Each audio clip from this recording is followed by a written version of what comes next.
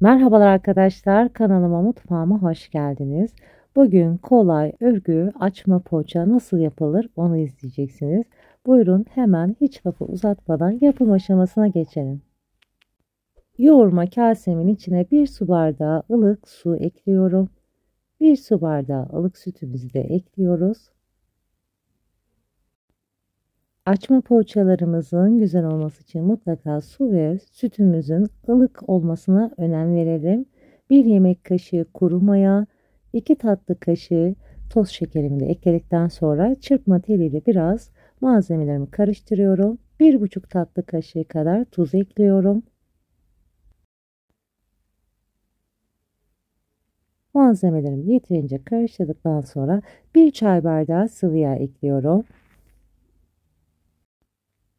Oda ısısında yumuşatılmış tereyağı ekleyeceğim. Yalnız bu arada ben mikrodalgada biraz süreyi fazla uzattığım için tereyağım fazla erimiş arkadaşlar. Sizler oda ısısında bekletmeniz yeterli. Bunu da hatırlatmış olayım.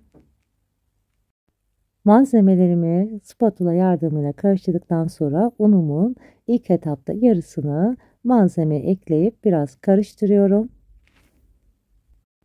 Toplamda 5,5 su bardağı un ekleyeceğim. Her zaman belirttiğim gibi kullandığınız malzeme, kullandığınız un marka kalitesine göre verdiğim ölçüler değişeceği için sizler her zaman hamurunuzun kıvamına göre ayarlayın.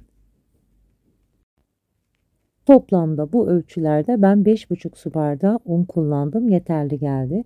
Gördüğünüz gibi hamurunuz bu şekilde kıvamlı, elastik bir kıvam alınca artık onu eklemeye bırakabilirsiniz.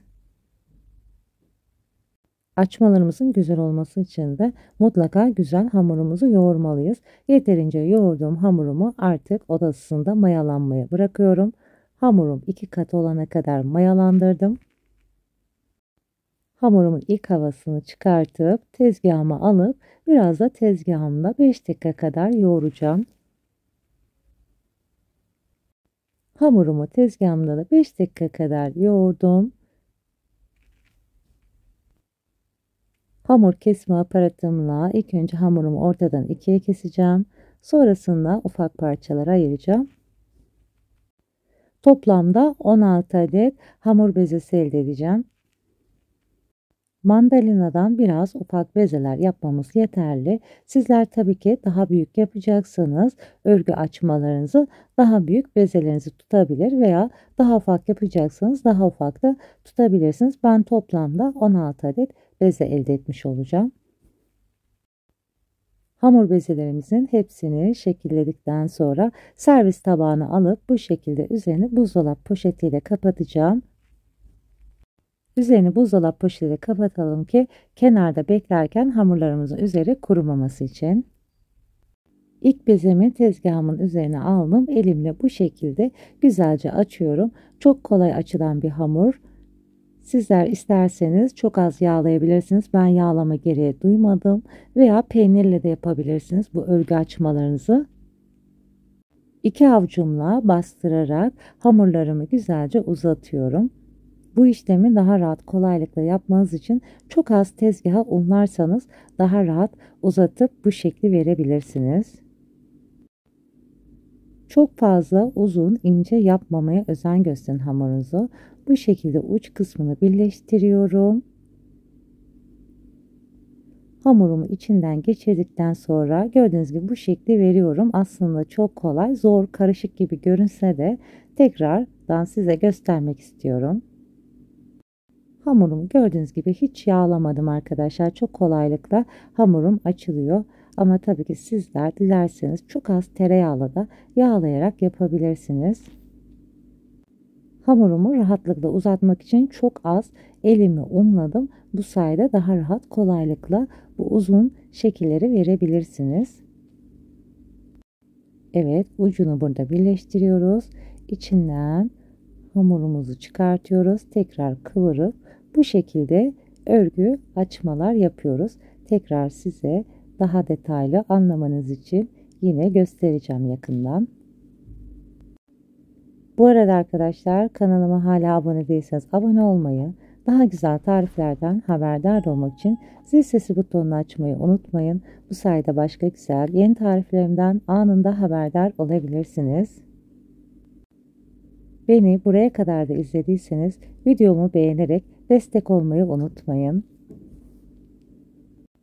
Tekrardan yine uzun rulo yapmak için çok az tezgahımı unladım. Hamurumuz yağlı olduğu için bu şekli vermek için daha kolaylıkla çok az unlayarak bu şekli daha rahatlıkla verebilirsiniz. Kafanızın karışmaması için, daha iyi anlamanız için bu kısımları fazlasıyla gösterip umarım sizleri sıkmamışımdır arkadaşlar. Son olarak örgü poğaçamı tekrar sizlere gösterip tepsime yerleştirdim. Tepsime yerleştirmiş olduğum örgü poğaçaların üzerine kapatarak tepsi mayası yaptıracağım. Örgüyü açma poğaçalarımızın üzerini temiz bezle kapatıp yaklaşık 20 dakika mayalandırdım.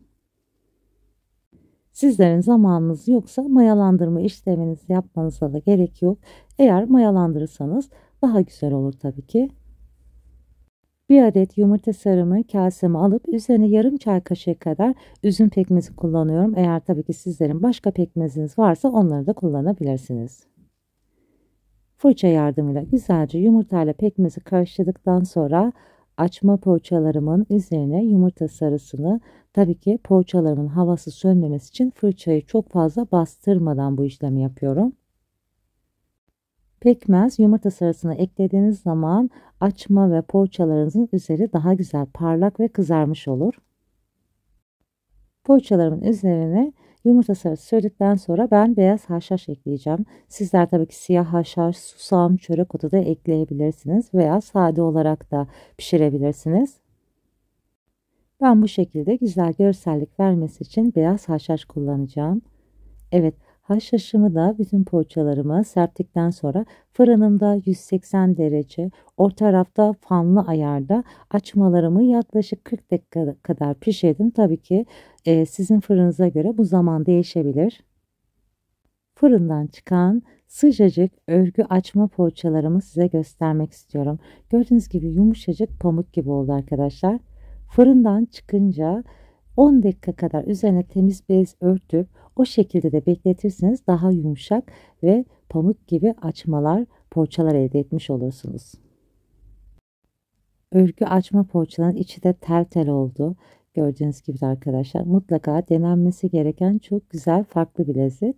Misafirlerinize, çocuklarınıza yapabileceğiniz, özellikle beslenmeler için de çok güzel ev yapımı örgü açma poğaçaları sizler de evinizde kolaylıkla yapabilirsiniz. Şimdiden yapıp deneyecek olanlara afiyet olsun. Başka güzel tariflerde görüşmek üzere. Hoşça kalın, sağlıcakla kalın.